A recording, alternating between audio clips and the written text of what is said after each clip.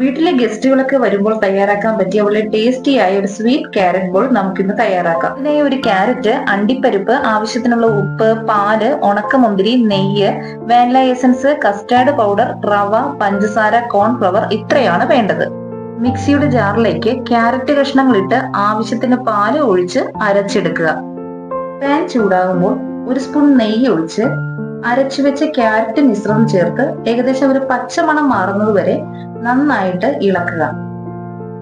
അതിനുശേഷം 2 കപ്പ് പാലും 2 സ്പൂൺ പഞ്ചസാരയും 1 നുള്ളു മാത്രം ഉപ്പും 3 സ്പൂൺ റവയും 3 തുള്ളി വാനില എസൻസും ചേർത്ത് നന്നായിട്ട് മിക്സ് ചെയ്യുക.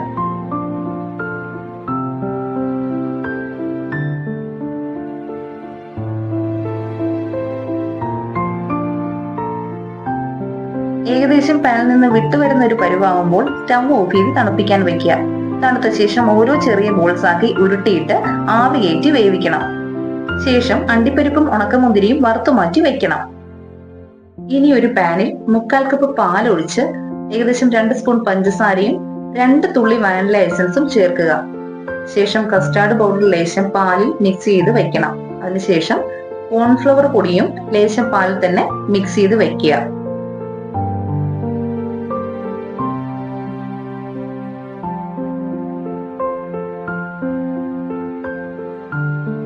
ഈ 2 മിശ്രിതവും പാലിലേക്ക് ചേർത്ത് നന്നായിട്ട് ഇളക്കി യോജിപ്പിക്കുക.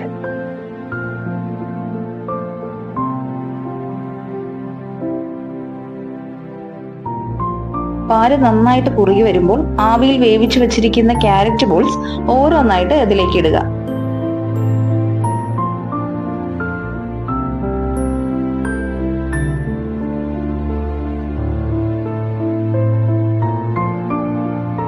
അതിനുശേഷം വറുത്തു വച്ചിരിക്കുന്ന അണ്ടിപ്പരിപ്പും ഉണക്കമുന്തിരിയും അതിനകത്തേക്ക് ചേർക്കുക. അങ്ങനെ നമ്മുടെ ക്യാരറ്റ് സ്വീറ്റ് ബോൾ ഇവിടെ റെഡിയായി. ഇതൊരു ബൗളിലേക്ക് മാറ്റി തണുപ്പിക്കാനായിട്ട് ഫ്രിഡ്ജിലേക്ക് മാറ്റി വെക്കുക.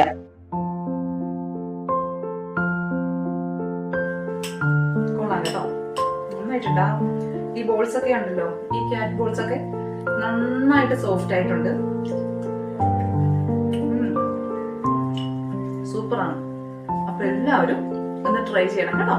മസ്റ്റ് ആയിട്ട് ട്രൈ ചെയ്യണം കേട്ടോ. അപ്പൊ അത്രയേ ഉള്ളൂ. അടുത്ത വീഡിയോ കാണുമ്പോഴേക്കും tata bye bye, see U.